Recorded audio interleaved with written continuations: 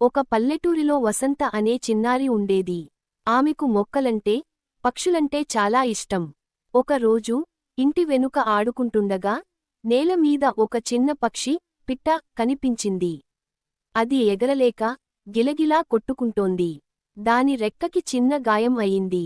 వసంత మెల్లగా ఆ గాయాన్ని శుభ్రం చేసి ఆకుపచ్చని ఆకుతో కట్టింది. కొన్ని రోజులు వసంత ఆ పక్షికి ఆహారం ఇచ్చి ప్రేమగా చూసుకుంది.